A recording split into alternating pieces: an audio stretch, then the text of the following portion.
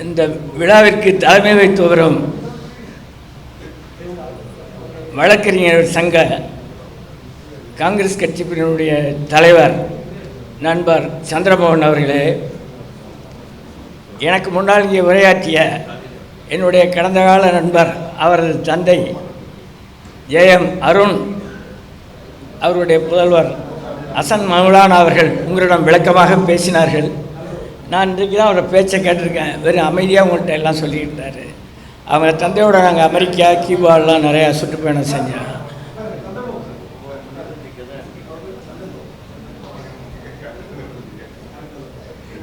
மேடையில் அமர்ந்திருக்கின்ற நண்பர் பொன் கிருஷ்ணமூர்த்தி அவர்களே, இரா செல்வம் அவர்களே, ஏஜி சிதம்பரம் அவர்களே, இமய கக்கன் அவர்களே, சுந்தரமூர்த்தி அவர்களே, கேடிஎல் லட்சுமிகாந்தன் அவர்களே, மாணவர் காங்கிரஸ் ஒருங்கிணைப்பாளர் யஸ்வந்த் சாகர் அவர்களே, இங்கே வந்திருக்கின்ற வழக்கறிஞர் சங்க நிர்வாகிகளே, நிறைய பேர் இருக்கீங்க. மேடையில் என்ன நிறைய பேர் இருக்காங்க. ஆனால் இங்கே ஹசன் மௌலானா அவர்கள் நிறையா மோடியை பற்றியெல்லாம் சொன்னார். ஆனால் கடந்த காலத்தில் நாங்கள் எப்படி இருந்தோம், இப்போ எப்படி இருக்கோம், இப்போ எப்படி இருக்கணுங்கிறத அதிலேருந்து இந்த வித்தியாசமாக ஏதாவது சில கருத்துக்கள் சொன்ன கிருஷ்ணமூர்த்தி அவர் நல்லா பேசுவார். நான் அந்த அளவுக்கு பிரசங்கி பேச்சாளர் கிடையாது. நிறைய அனுபவங்கள் உண்டு. சட்டக்கல்லூரி மாணவர்கள் மத்தியில் பேசுகிறது அவர் எளிது கிடையாது. காமராஜரை சொல்லியிருக்கார், உங்கள்கிட்ட பேச முடியாதுப்பான்னு சொல்லுவார். காமராஜர் இருக்கிறப்ப சட்டக்கல்லூரியில் மாணவர் தலைவராக இருந்தவன். இந்த மகாபலிபுரத்தை நினைக்கின்ற பொழுது, சட்டக்கல்லூரி மாணவர் நினைக்கின்ற பொழுது பெருந்தலைவர் காமராஜர் அவர்களை என்னால் மறக்க முடியாது. மாணவர் தலைவர் நேதாஜி தலைமையில் மகாபலிபுரத்தில் 2 நாள் பயிற்சி முகாம் நடந்தது. மாணவர் காங்கிரஸ் தலைவராக அன்றைக்கு இருந்த நேதாஜி அவர்களை கூட்டியிருந்தார். நான் எந்த பதவியிலும் இல்லாவிட்டாலும் சட்டக்கல்லூரி மாணவர் நிறைய மாணவர்கள்லாம் வந்துட்டாங்க. 2 நாள் முகாம். நெடுமாறன், திண்டிவன் ராமமூர்த்தி, சிவாஜி எல்லோரும், காமராஜர் 2 நாள் வந்திருந்தார் தலைவர். அப்படி சட்டக்கல்லூரி மாணவருக்கு அவ்வளவு முக்கியத்துவம் கொடுப்பார். மாலை நேரத்தில் சட்டக்கல்லூரி மாணவர்கள் பெருந்தலைவர் காமராஜர் இல்லத்திற்கு சென்று பேசுகிற பொழுது சொல்வார், எப்படியெல்லாம் இருக்க வேண்டும், எப்படி நீங்கள் நடந்து கொள்ள வேண்டும், நாளை ஊர்வலம் நடக்கப் போகுது ஐயா, நீங்கள் என்ன நினச்சிங்கன்னு கேட்டால் அப்போ காமராஜர் சொல்வார், பார்த்து, போலீஸை நம்ப முடியாது, கலைஞர் ஆட்சியில் இருக்கார், பார்த்துன்னு சொல்வார். அடுத்த நாள் அடிச்சிட்டாங்கன்னு போய் சொன்னால் அடிச்சிட்டானா தொட்டு பார்ப்பார், சரி நான் அறிக்கை விட்றான்னு அந்த மாதிரி ஆதரவு கொடுப்பார். இப்போ தலைவர் அழகிரி அவர்கள் இந்த அளவுக்கு இந்த கூட்டத்தை கூட்டியிருக்கான்னு சொன்னால் நம்மளாம் அதை மதிக்கணும். அது நல்ல செயல்பாடு என்று நான் தலைவர் அழகிரிகளை மனமாற பாராட்டுகின்றேன். மகாத்மா காந்தி, பண்டிகை ஜவஹர்லால் நேரு, சி சுப்பிரமணியம், ஆர் வெங்கட்ராமன், பக்தவச்சலம், இப்பொழுது இருக்க தலைவர் சிதம்பரம் எல்லாருமே வழக்கறிஞர் பிரிவிலிருந்து வழக்கறிஞராக இருந்து வந்தவங்க தான் நாட்டை காப்பாற்றுறாங்க. ஆனால் வழக்கறிஞர்களுக்கு தக்க பாதுகாப்பு இல்லைங்கிற எனக்கு நல்லாவே தெரியும். நான் 3 ஜனாதிபதி டெல்லியில் இருந்தப்போ நல்ல தொடர்பில் இருந்தேன். நம்ம கிருஷ்ணமூர்த்திகிட்டையும் செல்வம் அவருக்கு தெரியும். அப்போ பல பேருக்கு அரசு வழக்கறிஞர் பதவியும் பல வழக்கறிஞர்களை நீதிபதியாக சொல்லக்கூடாது, நீதிபதியாக ஆக்குவதற்கு பின்புறம் இருந்து செய்திருக்கிறேன் என்பதை சொல்லிக்கொள்கிறேன். உங்களுக்கு இந்த கமிட்டியில் போட்டு உற்சாகப்படுத்த வேண்டியது காங்கிரஸ் கட்சி கடமை. ஆனால் நாம் ஆட்சியில் இல்லை. அவர் என்ன செய்வார், கொடுத்ததெல்லாம் திராவிட முன்னேற்றம் செஞ்சால் தான் உங்களுக்கு செய்ய முடியும். ஆனால் உங்கள் குறைகளை போக்குறதுக்கு மத்தியில் ஆட்சிக்கு நிச்சயமாக வரும், மாறுவோம், அதுலேயும் வாங்கிக்கலாம். இப்போவும் உங்களுக்கு அந்த குறையை தீர்க்க வேண்டும். உங்களுக்கு நல்ல பதவி இருந்தால் தான் நீங்கள் செய்ய முடியும். நீங்கள் வாதாடுறதோடு மட்டும் இல்லாமல் ஒவ்வொரு வக்கீல் நீங்கள் குறைவாக மதிப்பிடாதீங்க. எம்எல்ஏ இல்லை, எம்பி இல்லைன்னு. நான் இவ்வளோ பேருக்கு வாங்கி கொடுத்துருக்கேன், இவ்வளோ பேரை உருவாக்கியிருக்கேன். தற்போது என்னை பற்றி ரொம்ப தெரியாது உங்களுக்கு. 50 ஆண்டு கால அரசியல் பயணம் என்ற நூலை நான் 10 வயதில் காமராஜர் எங்கள் இல்லத்திற்கு வந்ததிலிருந்து இன்று வரை புகைப்படத்துடன் 556 பக்கம் எழுதி அதை வெளியிட காத்திருக்கிறேன். அதில் எல்லா கதைகளையும் சொல்லியிருக்கிறேன் எப்படி வந்தது. அப்படி வரலாறுகளை படைக்க வேண்டும் என்றால் நீங்கள் ஒவ்வொருவரும் வக்கீலும் ஒரு எம்எல்ஏ எம்பிக்கு சமம் என்பதை தான் நான் சொல்கிறேன். என்னை இன்றைக்கி யாரும் நீ எம்பி இல்லை எம்எல்ஏன்னு எந்த கேட்லையும் விடவும் இல்லை. இந்தியா முழுக்க என்னுடைய நண்பர்கள் நிறைய பேர் சீஃப் மினிஸ்டர் இருக்காங்க, என்னுடைய நண்பர்கள் எம்பி இருக்காங்க, எல்லா கட்சியுமே இருக்காங்க. நான் நேரு யுகாந்திராவுடைய துணைத் தலைவராக இருந்தேன். அது மத்திய இணையமைச்சருக்கு இணையான பதவி. தனுஷ்கோடி ஆயத்தில் இருக்கின்ற பொழுது, மூப்பனாரியா இருக்கின்ற பொழுது அந்த பதவி எனக்கு டெல்லியில் ஜனாதிபதி அவர்களால் நியமிக்கப்பட்டு இந்தியா முழுவதும் சுற்றுப்பயணம் செய்யக்கூடிய பதவியில் நான் இருந்தேன். அப்போ எல்லா மாநிலமும் சுற்றுப்பயணம் செய்து ஒரு பக்கம் காங்கிரஸ் வேலையும் செஞ்சேன். அப்படி இருந்து அறிமுகமானதுனால இன்னைக்கு நீ ஒரு எம்பி இல்லை எம்எல்ஏ இல்லைன்னு எந்த இடத்துலையும் விஐபி கேட்டில் என்ன நிறுத்தியது கிடையாது. நீங்கள் எல்லாருமே எம்எல்ஏ எம்பியோட மோர் தென் 30 எம்எல்ஏ எம்பி. நீங்கள் இந்த பகுதியில் மக்களை சந்திக்க வேண்டும், காங்கிரஸ் கட்சியை வளர்ப்பதற்கு துணையாக இருக்க வேண்டும், மாவட்ட தலைவரோடு இணைந்து செயல்பட வேண்டும். ஒருவன் பாதிக்கப்பட்டிருக்கிறான்னு சொன்னால் அவனுக்கு மனு எழுதி கொடுப்பதற்கு சில இடங்களில் ஆட்களே கிடையாது. அந்த ஏழை பொதுமக்களுக்கு நீங்கள் மனு எழுதி கொடுத்தே நீங்கள் பிரபலமாகலாம். அவனிடம் நீங்கள் உதவித்தொகையும் பெற்றுக்கொள்ளலாம், அது தவறு கிடையாது. ஆனால் இந்த மாதிரி ஒரு சேவைகளை இங்கே செய்கின்ற பொழுது உங்கள் பெயர் வெளியில் வரும். நீங்கள் எந்த அளவுக்கு செயல்படுகிறீர்களோ அதை பற்றி தான் ஒரு வக்கீல் ஐயா என்று சொல்லி சில ஊரில் என்ன அந்த மரியாதை இருந்துக்கிட்டார், சில இடத்துல இல்லைன்னு நீங்கள் கவலைப்படாதீங்க. அந்த மரியாதையை வழக்கறிஞர்களே உயர்த்த வேண்டும் என்று நான் இந்த நேரத்தில் கேட்டுக்கொள்கிறேன். ஆட்சிக்கு வந்தால் உங்களையெல்லாம் ஒரு உயர்ந்த ஸ்தானத்தை வைப்பதற்கும் சட்டமன்ற உறுப்பினர் நாடாளுமன்ற உறுப்பினர் பதவி கூட்டணியாக இருந்தாலும் கூட வாய்ப்பு கிடைத்தால் உங்களுக்கு வழங்க வேண்டும் என்பதிலும் எனக்கு எந்தவித சந்தேகமும் கிடையாது. நான் அதை வரவேற்கிறேன், ஆதரிக்கிறேன். அதனால் வழக்கறிஞர் நீங்கள் காங்கிரஸ் கட்சியை 67 காமராஜர் இருந்தப்போ ஆட்சி இழந்தான். காங்கிரஸ் என்ற ஆலமரம் அடியோடு சாய்ந்தது. 67 இன்னைக்கு எத்தனை வருஷம் ஆச்சு, இன்னும் ஆட்சிக்கு வர முடியலை. பல தலைவர்கள் இருந்திருக்காங்க. அதை கொஞ்சம் சிந்தித்து பார்த்து, வழக்கறிஞர்கள் தான், மகாத்மா காந்தியும் ஒரு வழக்கறிஞர், நீங்கள் சிந்தித்து பார்த்து இந்த காங்கிரஸ் கட்சிக்கு துணையாக இருக்க வேண்டும் என்று இந்த நேரத்தில் கூறிக்கொள்கின்றேன். தலைவர் ராஜீவ்காந்தி அவர்களை கொடூரமாக கொண்டார்கள். ஏன் பழைய கதையெல்லாம் சொல்ல நினைக்காதீங்க, எனக்கு சம்பந்தம் சில விஷயங்கள் இருக்குது, கொன்னத்தில் இல்லை. விடுதலை புலி எங்கள் ஊர் அருகில் தான் இறங்குறதும் போகிறதும் எல்லாம் முடிஞ்சு போச்சு கதை. இப்போ பிரபாரம் இருக்கார், நெடுமாறன் சொல்கிறார், அவர் சொல்கிறார், அது வேறு விஷயம். எங்கள் ஊர் கடற்கரையில் மூப்பாளரான பலமுறை சொன்ன ராஜீவ்காந்தியை அழைத்து வர வேண்டாம் என்று. ஆனால் தீவிரவாதம் ஊடுருவியது. எங்கள் ஊர் கடற்கரை அருகில் 3 கிலோமீட்டர் அங்கேருந்து இறங்கி போட்டை புதைச்சி வச்சுட்டு வாடகை காரில் ஏறி திருச்சி போயிடுவார் பிரபாகரன். ஒரு சமயம் டெல்லியில் 5 தலைவர்களை கூப்பிட்டு பேச வேண்டும் என்று ராஜீவ்காந்தி விரும்பிய பொழுது மூப்பனார் யோசித்தார். அப்பொழுது எல்லாரையும் அழைக்கணும், இந்த பிரபாகரன் மட்டும் கிடைக்கலையே, பேசணுமேன்னு மூப்பனார்கிட்ட கேட்டிருக்கார் ராஜீவ்காந்தி. இது பல பேருக்கு தெரியாது, இது பகிரங்கமாக சொல்வதனால் எனக்கு ஒன்றும் பயமும் கிடையாது. அப்போ மூப்பனார் சில முக்கியமான விஷயம்னா ஏதாவது ஒரு விஷயம் சம்மந்தப்பட்ட ஆளை கேட்பார், யாரை கேட்டால் கிடைக்கும்னு. உங்கள் ஊரில் தான் இருக்காராம்ல, அது முடியுமான்னு கேட்டார். கேட்டு சொல்கிறேன்னு சொல்லி டெல்லியிலேருந்து அவர் இருக்கிற கடற்கரை பகுதியில் சேகரித்து நீங்களே முயற்சி பண்ணிக்கிங்க. அது என்னுடைய புத்தகத்தில் எழுதியிருக்கேன். நீங்களே முயற்சி பண்ணுங்கள், நான் போய் கூப்பிடக்கூடாது, லோக்கலில் எல்லாம் பிரச்சனை வரும்னு சொல்லி அவர் பிரபாகரனை பிடிச்சி அதுக்கு அதிகாரிகள் மூலமாக விமானத்தில் ஏற்றி டெல்லிக்கு எல்லா தலைவரையும் கொண்டு போய் பேச்சுவார்த்தை ராஜீவ்காந்தியோடு நடத்தினாங்க. அப்படி மிகப்பெரிய வேலைகள்லாம் செய்கின்ற துணிச்சலும் சப்போர்ட்டும் இந்த காங்கிரஸ் கட்சியினால தான் எனக்கு கிடச்சிச்சு. அது எங்கள் வீட்டிலேருந்து எடுத்துகிட்டு வந்தது கிடையாது. எங்களுக்கு நிறைய நிலம் இருந்துச்சு, அதெல்லாம் செலவு பண்ணோம், விற்றோம். காங்கிரஸுக்கு சேர்க்கறதுக்கு எதுவுமே கிடையாது. அரசியல்வாதி வீட்டில் நீ எல்லாம் தெரிஞ்சுக்கணும், உஷாராக இருக்கணுங்கிறதுக்காக சொல்கிறேன். அரசியல்வாதிகள் வீட்டில் என் புத்தகத்தில் எழுதியிருக்கேன், கட்டுக்கட்டாக பணம் இருந்தால் பார்த்துருப்பீங்க. ஆனால் என்னுடைய வீட்டில் நான் ஒரு வசதிப்படுத்த சாதாரண நடுத்தர குடும்பம் தான். கட்டுக்கட்டாக ஃப்ளைட் டிக்கெட், வாடகை கார் டிக்கெட், ரயில் டிக்கெட், இப்படி டிக்கெட்டுகளும் பேப்பர் கட்டிங் தான் கட்டுக்கட்டாக மூட்டை மூட்டையாக எடுக்க வந்து கொண்டே இருக்கிறது. அப்படி சேகரித்து வைக்கின்றது தான் புத்தகமாக எழுதியிருக்கிறேன். ஆனால் எல்லோரும் சம்பாதிக்க வேண்டாம் என்று நான் சொல்லவில்லை. ஆனால் இந்த காங்கிரஸ் கட்சி இன்றைக்கு இவ்வளவு கேவலமாக மோடி அவர்கள் நடத்துகிறார்கள். ராகுல் காந்தி மீது கல்வீச்சு என்கின்றார்கள். கலவரம் வெடிக்க வேண்டும் இந்தியா முழுவதும். ஏன் தாமதமாக இளைஞர்கள் இருக்கிறார்கள் என்று தெரியவில்லை, ஏன் சற்று தயக்கமாக இருக்கிறார்கள் என்று தெரியவில்லை. அதையெல்லாம் தயார்படுத்த வேண்டியது ஆற்றல் மிக்க துணிச்சல் மிக்க வழக்கறிஞர்களும் இளைஞர் காங்கிரஸும் மாணவர் காங்கிரஸும் அதை செயல்படுத்த வேண்டும். ராகுல் காந்தி என்னை காப்பாற்று, எனக்கு அறிக்கை விடுன்னு சொல்ல மாட்டார். போராட்டம் நடத்தலாம். ஊழல் நடக்குதுன்னு சொன்னால் இன்றைக்கி கூட்டணியில் நானும் சீட்டு தான் கேட்டுருக்கேன், இருந்தாலும் பரவாயில்ல நடந்தது சொல்கிறேன். 91 சந்திரசேகர் வர்றாரு, விமானத்தில் இறங்குறாரு. அப்போது எங்கள் ஊர் கடற்கரையில் தீவிரவாதிகள் ஊடுருவருக்கு ஆயுத கிடங்கு இருக்குதுன்னு சொல்லி உங்களுக்கெல்லாம் தெரியாது, சிறுவை சேர்ந்த தெரியாது. இந்த ஆட்சியை கலக்கணுங்கிற பிரச்சனை நடந்தப்போ சந்திரசேகர் இறங்குறப்போ என்னையும் ஒரு 30 பேர், நானும் அந்த கூட நின்னேன். அப்போ அவர் இறங்கின உடனே நான் கேரப் பண்ணிட்டேன். கேரப் பண்ணோடனே என்ன வாட்னார், நீங்கள் வந்து தீவிரவாதம் அதிகமாக இருக்குது, டிசால்வ் தமிழ்நாடுன்னு சொன்னார். அப்போ வந்து கூட உள்ள காங்கிரஸ்காரங்கள்லாம் வழக்கமாக கொஞ்சம் அதிலேருந்து ஒதுங்கிறதுக்கு தான் பார்த்தாங்க. எல்லோரும் உட்காருங்கன்னு சத்தம் போட்டு, ஜெயமோகன் எம்பி பேரும் ஞாபகம் இருக்குது, ராஜசேகரன் இருக்கார். அப்புறம் எல்லாருமே உட்காந்து நின்னார். எல்லோரும் இருந்தாங்க.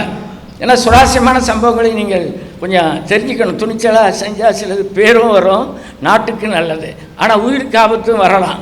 ஆனால் எல்லோரும் துணிஞ்சு தானே செயல்பட்டோம். எத்தனையோ இடத்துல உயிர் தப்பிச்சிருக்கோம். அது அடுத்த விஷயம்.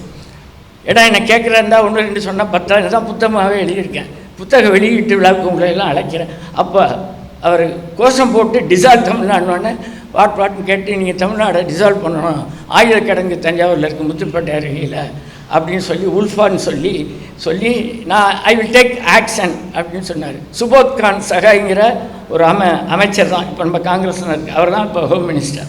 போய் 2-3 நாளில் இந்த ஆட்சி கலைச்சிட்டாங்க. தீவிரவாதம் இருக்குது, ஆயுத கிடங்கு தஞ்சை மாவட்டத்தில் இருக்குதுன்னு சொல்லி திமுகவை கலைக்க சொல்லலை. தஞ்சை மாவட்டத்தில் ஆயுத கிடங்கு இருக்குது, உயிருக்கு ஆபத்து. நம்ம we are against terrorism, communalism. That's why I told. உடனே போய் கலைச்சிட்டாங்க ஆட்சியை. அது அப்போ நடந்த விஷயம். அப்போ நடந்து இவ்வளவு கலைச்சி என்னை கூப்பிட்டு விருந்து வச்சு வாழப்பாடி ராமமூர்த்தி சொல்லி சிவாஜி சொல்லி எம்பி சீட்டு தஞ்சாவூரில் நீங்கள் தான் சொன்னாங்க. அப்போ சிஆர்ஓட எம்பியாக இருக்கார். கேட்டுங்க எப்படி இழப்புகள் வருது. அந்த இழப்பை எதையும் தாங்கும் இதயம் என்று அண்ணா சொன்னார். ஆனால் மாற்றான் தோட்டத்து மல்லிகை மணக்கும் என்று அவரும் சொன்னார். ஆனால் அந்த நல்ல வார்த்தைகளை நீங்கள் சிந்தித்து பார்க்க வேண்டும். எல்லாத்தையும் பொறுமையாக இருந்த அந்த சீட்டு நீங்கள் தான் போங்கன்னு சொன்னாங்க டெல்லியில். அப்போ அந்த இது தான் ராஜீவ்காந்தி இறந்தது. வாழப்பாடி தலைவர் எனக்கு விருந்தே வச்சார். அப்போ கூட்டணி அதிமுகவில் எனக்கு வேண்டியவங்க இங்கே உள்ளே இருந்தாங்க உறவினர்கள். அது மூலமாக ராஜீவ்காந்தி ஜெயலலிதா வீட்டுக்கு போகிறாரு டின்னருக்கு சாப்பாட்டுக்கு. அப்போ சொல்லி கொடுக்க சொன்னாங்க. பேர் வரும் ஊருக்கு போகணும்னு மூப்பினார் சொன்னார். ஆனால் இங்கே வந்தால் பாதிலே ஒர்க்கிங் கமிட்டியிலே என் பேரை எடுத்துட்டாங்க எம்பிக்கு. இப்படி 4 நாடாளுமன்றத்தை இதில் அதையும் தாங்கிட்டு தான் இருக்குது. 4 நாடாளுமன்ற தேர்தலில் என்னை ஏமாற்றப்பட்டார். ரத்தக்கண்டி வடித்து தான் டெல்லியிருந்து வந்தேன். ஆனால் அப்படி தொடர்ந்து இழப்புகளை எல்லோரும் சந்திக்கன்னு நான் சொல்ல வரல. நீங்கள் எனக்கு ஆதரவு கொடுங்க. அந்த புத்தக வெளியீட்டு விழாவுக்கு வழக்கறிஞருக்கு நீங்கள் ஆதரவு கொடுங்க. என்னை போன்ற சிறிய இளைஞர்கள் தலைவர்களை உருவாக்குங்க. நீங்கள் சப்போர்ட் பண்ணுங்கள். அழகிரி அவர்கள் நன்றாக செய்யக்கூடியவர், அவருக்கு ஆதரவாக செயல்படுங்க. கருத்து வேறுபாடுகள் காங்கிரஸில் அந்த காலத்தில் இருந்திருக்கு. ஆனால் உங்களுக்கு என்னால் முடிந்த அளவுக்கு வழக்கறிஞருக்கு நான் துணையாக இருப்பேன்.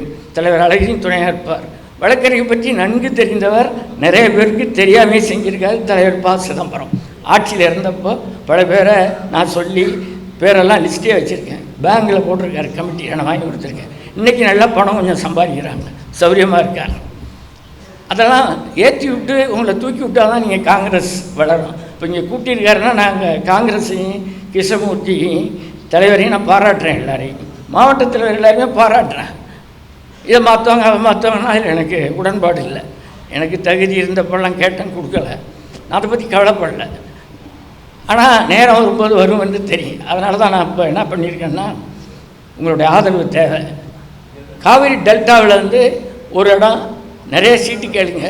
காவிரி டெல்டாவில் மயிலாடுதுறை அல்லது தஞ்சாவூர் விவசாயிகளுக்காக குரல் கொடுக்க ஒரு நாடாளுமன்ற உறுப்பினர் வேண்டும் என்று கேட்டு மற்றதெல்லாம் கேளுங்க. இதில் ஒரு நாடாளுமன்ற உறுப்பினர் எனக்கு கொடுங்க. யாருமே கிடையாது, எல்லாம் திராவிட முன்னேற்றங்கள் தான் இருக்குது. கேட்டிருக்கேன். அது காக்கை பத்தம்மா எல்லாரையும் சொல்லியிருக்கோம், நம்ம தலைவர்கிட்டையும் சொல்லியிருக்கோம். அதே போல் நீங்களும் சீட்டு கேளுங்க, கிடைக்கிறத வச்சுங்க. கிடைக்கலன்னா வேலை செஞ்சு அடுத்து நம்ம கட்சி நல்லா இருக்குங்கிறத நீங்கள்லாம் கடுமையாக உழைக்க வேண்டும் என்று நான் கேட்டுக்கொள்கின்றேன். நீங்கள் தான் நீதிபதிகளாகவும் சட்டமன்ற உறுப்பினராகவும் பெரிய தலைவராகவும் உருவாக வேண்டும் என்றது என்னுடைய ஆசை. அந்த சென்னை சட்டக்கல்லூரியில் நான் படித்தேன். படிக்கிறப்ப இந்த கலவரத்தை அடக்குவதற்கே நம்முடைய கலைஞர் அவர்கள் உடனே ஜாதி சண்டையெல்லாம் வருதுங்கிறதுக்கு மதுரை லா காலேஜ் எல்லாம் கொண்டாந்தார். அப்புறம் தனியார் லா காலேஜ் அப்படியே வந்துச்சு. சந்திரமோகன் அவர் வந்து திருமாவனூர் எம்எல்ஏ கருப்பையாவுடைய சன்னு. ஏன்னா நீங்கள் தெரிஞ்சுக்கணும்ல, சன்னு. அந்த மாணவர் தலைவர் என்னை போட்ட பிறகு இந்திரா காந்தி தான் மூப்பனார் சுவாசில் நியமித்தாங்க. அவரை வந்து நான் மாவட்ட மாணவர் தலைவராக போட்டு அவர் அவர் முடிஞ்ச அளவுக்கு பணியாற்றினார். சந்திரமோகனை பதவி போட்டு பல பேர் தமிழ்நாட்டில் இருக்காங்கன்னா அதில் நான் ஒருத்தன். இந்த ஆதித்தன் வந்து எம்பியாக வரணுங்கிறதுக்கு காரணமே உருவாக்கி டெல்லியில் சொல்லி நான் ஒரு ஆள். அது டெல்லியை வந்து மூப்பனார் மரதன் சந்திரசேகர் பண்ணாங்க. ஏன்னா அது கிருஷ்ணமூர்த்திக்கு எல்லாமே அந்த விஷயம் தெரியும். அதெல்லாம் சொல்ல வரல. ஒருத்தர் உருவாக்கணும். எந்த அளவு பாதிப்புகளும் உடலெல்லாம் தழும்புகள் இருக்கிறது எனக்கு, அதே போல் உங்களுக்கு வந்து விடக்கூடாது. ஆனால் நீங்கள் அதெல்லாம் தாங்கி நின்னீங்கன்னா பேர் இருக்கும். இப்போ எனக்கு வந்து பேரும் புகழும் எதுவுமே குறையலை. டெல்லியிலேருந்து வந்த சீட்டு கிடைக்கல. வந்த உடனே எம்ஜிஆர் அமெரிக்காவில் இருக்கார். அமெரிக்காவிலேருந்து ஆர்.எம். வீரப்பன் வந்து வீடியோ கேசட் வெளியிட போகிறாருன்னு சொல்கிறாங்க. நான் உடனே கோபத்தில் ஏதாவது ஒன்று பண்ணணும்னு சொல்லி சொந்த செலவில் வீடியோ பிரச்சார கேசட் காங்கிரஸ் சார்பாக தயாரித்தேன். தமிழ்நாடு முழுவதும் கொடுத்து விநியோகம் பண்ணுறப்ப தஞ்சாவூரில் கார் விபத்தில் காயமடைஞ்சு ரத்தக்கலை ஆச்சு. உடம்பெல்லாம் ரத்தம் சிந்தனம்னு எல்லோரும் பேசுவாங்க. ரத்தம் சிந்தி அந்த ராஜீவ்காந்தி ஃபோன் பண்ணி பேசுகிறார் ஆஸ்பத்திரிக்கு நைட்டில் 2:30 மணிக்கு. விடிய காலம் ஆளாக தங்கவேல் ஆஸ்பத்திரி இருந்தார். நானும் சீக்கிய பெருமாள் அடிபட்டேன். அது காங்கிரஸ் பிரச்சாரத்துக்கு தான் நான் போனேன், பணம் சம்பாதிக்கணும் போகல. அதனால் வந்து தியாகத்துக்கு மரியாதை என்றைக்குமே உண்டு. இந்த மூக்கு கூடலாம் இந்த காயம், இரத்த காயம். இப்படி பல்வேறு கட்டத்தில் காங்கிரஸ் கட்சிக்காக எல்லோரும் நீங்கள் பாடுபட வேண்டும்னு சொல்லவில்லை. இப்போ இருக்க சூழ்நிலை இன்றைக்கி வந்தால் பதவி கிடைக்கும், உடனே கிடைக்கும், பார்க்கலாம் அப்படின்னு. எனக்கு அதிக அளவு புகழ் தெரியாது, அதிக அளவு பணம் சேர்க்க தெரியாது. ஏன்னா நான் ஓரளவுக்கு வசதியான குடும்பத்தில் ஆரம்பத்திலேருந்து இருந்தது. நான் தனுஷ்கோடி ஆயத்தனோட 20 வருஷம் இருந்திருக்கேன், மூப்பனாரோட 10 வருஷம், Indira Gandhi prime minister, R Venkataraman ஜனாதிபதி, அடுத்தது பிரணாப் முகர்ஜி ஜனாதிபதி, இவ்வளோ பேரோடு நெருக்கமாக இருந்து பணம் சம்பாதிக்கணும் மட்டும் நினச்சிருந்தா இன்றைக்கி காங்கிரஸில் ஒரு பெரிய பணக்காரனாக நான் இருந்திருக்க முடியும். ஆனால் அதை செய்யவே இல்லை. என்னுடைய நிலையில் கரெக்டாக போயிட்டுருக்கேன். நம்ம எல்லாம் ஒரு கட்டுப்பாடோடு ஒழுக்கத்தோடு காங்கிரஸ் கட்சி நல்ல தலைவர்களை உருவாக்குங்க, நல்ல தலைவரோடு கூட இருங்க. கோஷ்டி மனப்பான்மை எந்த இதுலையும் நீங்கள் கலந்துக்காதீங்க. காங்கிரஸ் என்ன சொல்லுதோ அதை நம்ம செய்வோம். வழக்கறிஞர்களுக்கு உண்டு தனி மரியாதை உண்டு, தனி திறமை உண்டு, தனி பலம் உண்டு. அந்த பலத்தை காங்கிரஸ் கட்சி புரிந்து கொள்ள வேண்டும். அகில இந்திய டாங்கான்னு தலைவர் இருக்கார், நாடு முழுவதும் வர்றப்போ யாரோ ஒருத்தர் சீட்டு வாங்கிட்டு போகிறோம் கடைசியில். அதை பற்றியெல்லாம் கவலைப்படாமல் நீங்கள் பொதுமக்களுக்கு உங்களுடைய வக்கீல் தொழிலை பயன்படுத்தி நிறைய சேவைகள் செய்தீர்களே ஆனால் நிச்சயமாக காங்கிரஸ் கட்சி வளரும், ஆட்சிக்கும் நம்ம கொண்டு வர்றதுக்கு முடியும். இப்படி பல்வேறு நிலையம் மத நல்லிணக்கத்தை பற்றி பேசுகிறீங்க எல்லாரும். சொல்லுங்கள், சோனியா காந்தியை என்னை பாராட்டியிருக்காங்க. என்னுடைய சன்னு தான் யஸ்வந்த் சார், மாணவர் காங்கிரஸ் தலைவர், எந்திரிச்சிருந்து மாணவர் காங்கிரஸ் ஒருங்கிணைப்பாளர். இவர் வந்து மத நல்லிணக்கண ட்ரஸ்ட்டு நாங்கள் வச்சுருக்கோம். காமராஜ் இங்கே அந்த ட்ரஸ்ட் தர்கா பண்ணை வீட்டுக்கு வந்திருக்கார், கும்பகோணத்து பக்கத்தில் பம்பப்படையூர். 450 வருஷத்துக்கு முன்னாடி உருவாக்கப்பட்டது. ஒரு ஹிந்து வந்து முஸ்லீம் தர்காவை நடத்துகிற ட்ரஸ்ட்டை நாங்கள் வச்சுருக்கோம், எங்கள் குடும்ப ட்ரஸ்ட்டு. அந்த வரிசையாக நடத்திக்கிட்டே வருவோம். அது வந்து மத நல்லிணக்கத்தை எடுத்து சொல்கிறதுக்கு பிரச்சாரம் பண்ணுறது, ஹரிஜன்களுக்கெல்லாம் வீடு, தாழ்த்தப்பட்டவர்களுக்கு நிலங்கள்லாம் கொடுத்து அப்படி அந்த மயிலாடுதுறை தொகுதி பார்லிமெண்ட் தொகுதியில் வருது. அந்த சிறப்பாக அந்த அளவுக்கு காமராஜ், அதுக்கப்புறம் சிதம்பரம் வந்திருக்காரு. காமராஜரே வினோபாபா மாவட்டத்துக்கு நிலத்தையே தானமாக கொடுத்தான். அப்படி நிறையா பேர் மறைச்சிப்பாங்க, சொல்ல தெரியாது. என்னுடைய புத்தகத்தை படிங்க, எல்லாமே தெரியும். புத்தகம் வெளிவர விரைவில் வெளிவர, யாரையும் தாக்கி அதில் எழுதலை. உண்மையாக என்ன இருக்கோ, என்ன நடந்து வந்த பாதையை, அரசியல் பயணத்தை, 50 years ஆஃப் பொலிட்டிக்கல் ஜேர்னி என்று அதில் எழுதியுள்ளேன். எனக்கு யார் மேலே கோபம்லாம் யாரும் பதவி கொடுக்க முடியாது, இன்னமே ஆண்டவன் தான் கொடுக்க முடியும். ஆனால் நாடாளுமன்றத்துக்கு போட்டியிட கேட்குறேன் நான் சீட்டு. உங்களோட துணை வேணும். உங்களுக்கு துணை வேணும்னா எந்த பதவியும் இல்லாமல் உங்களுக்கு என்ன தேவையோ, எந்த முதலமைச்சர் எங்கே செய்யணுமோ என்னால் முடிஞ்ச அளவுக்கு என்னை அறிமுகத்தை வச்சு நான் உங்களுக்கு செஞ்சு கொடுக்க தயாராக இருக்கிறேன். அதனால் மத நல்லிணக்கத்துக்கு நாங்கள் எடுத்துருக்கோம். தீவிரவாதத்தை எதிர்த்து கருத்தரங்கு மாநாடு கூட எல்லாம் பயந்தாங்க. தீவிரவாத எதிர்ப்பு கருத்தரங்குன்னு போட்டோம், எந்த பகுதியிலும் இல்லை, பெரிய கருத்தரங்கு போட்டோம். காஷ்மீரில் போய் பூகம்ப பகுதியில் பூகம்பம் நடந்துச்சு. தீவிரவாத பகுதியில் 20-25 லட்சம் ரூபாய்க்கு பணத்தை கொடுத்து பிரணாப் முகர்ஜி இராணுவத்தையே கூட அனுப்பினார் எங்களுக்கு இந்த சேவை பாராட்டி. அந்த அளவுக்கு செயல்பட்டு கொண்டிருக்கிறோம். மாணவர்களும் இளைஞர்களும் வழக்கறிஞர்களும் காங்கிரஸ் கட்சியை பலப்படுத்த வேண்டும். அது தனி அமைப்பு, தனி இல்லைன்ற உங்களுக்கு இன்ஃபீரியாரிட்டி காம்ப்ளெக்ஸ் வரக்கூடாது. நீங்கள் காங்கிரஸ் அலுவலகத்துக்கு வாங்க, காங்கிரஸ் தலைவரை பாருங்கள். நீங்கள் என்ன வேணுமோ அந்த உண்மையை கேட்டு நீங்கள் தேர்தலை சந்திக்கிறதுக்கான வாய்ப்பு இந்த 2024 நான் சொல்கிறேன்னு காங்கிரஸ் குலைச்சனா சொல்கிறேன். இதுதான் ஒரு வேளை இந்தியாவில் கடைசி தேர்தலாக இருக்கும். நம்ம ஜெயிச்சிட்டோம்னா இந்தியா இருக்கும், இல்லைன்னா ஜனநாயகமும் சுதந்திரமும் அதோடு அழிந்து போகும் என்பதை நான் சொல்லிக்கொள்கிறேன். இந்த நேரத்தில் அதை காப்பாற்றுவதற்கு காங்கிரஸ் கட்சியில் விட்டு கொடுத்து, என்ன மாதிரி 5-6 பேர் விட்டு கொடுத்துருக்காங்க, அதுபோல் விட்டு கொடுத்து வரணும், வாய்ப்பு கிடைச்சா வரணும். விட்டு கொடுத்து காங்கிரஸ் கட்சி வளர்ந்து மத்தியில் ஆட்சிக்கு வருவதற்கு நீங்கள் எல்லாம் துணையாக இருக்க வேண்டும் என்று இந்த நேரத்தில் கேட்டுக்கொண்டு, மாணவர்கள் இளைஞர்களையும் பலப்படுத்த வழக்கறிஞராக நீங்கள் செயல்பட வேண்டும் என்று இந்த நேரத்தில் கேட்டு, நீங்கள் அனைவரும் ஒற்றுமையாக செயல்படவும் இந்த விழாவை நடத்திய சந்திரமோகனுக்கும் இந்த வழக்கறிஞர் எந்த கதையை சொல்றது, சட்டக்கல்லூரியில் படித்து கொண்ட காலத்தில் சாயந்தரம் காமராஜர் பார்க்க போனோம். 10 பேர் போகிறோம், 10 பேர் சாப்பிட்ணும், டீ சாப்பிட்ணும், சம்சா சாப்பிட்ணுன்னா ஒருத்தட்ட பணம் இருக்கும், ஒருத்தட்ட இருக்காது. நான் இருந்தால் கொடுத்துருவேன், இல்லைன்னா இன்னொருத்தன் கொடுப்பாங்க. எப்படி எல்லோரும் சேர்ந்து ஒன்றா சேர்ந்து காமராஜர் சத்தியமூர்த்தி பவனுக்கு போவோம்.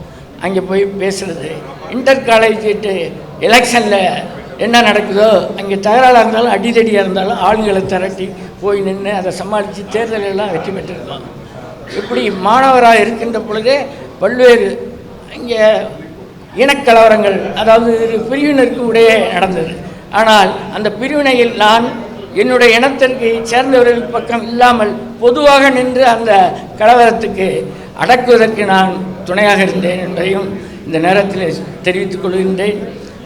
சட்டக்கல்லூரி படிக்கின்ற பொழுது இருக்கிற அதனால் ஒளிமயமான எதிர்காலம் வர இருக்கின்றது. நடைபெற இருக்கின்ற நாடாளுமன்ற தேர்தலில் வழக்கறிஞர்கள் அனைவருக்கும் காங்கிரஸ் கட்சி நல்ல பணியை கொடுக்க வேண்டும்.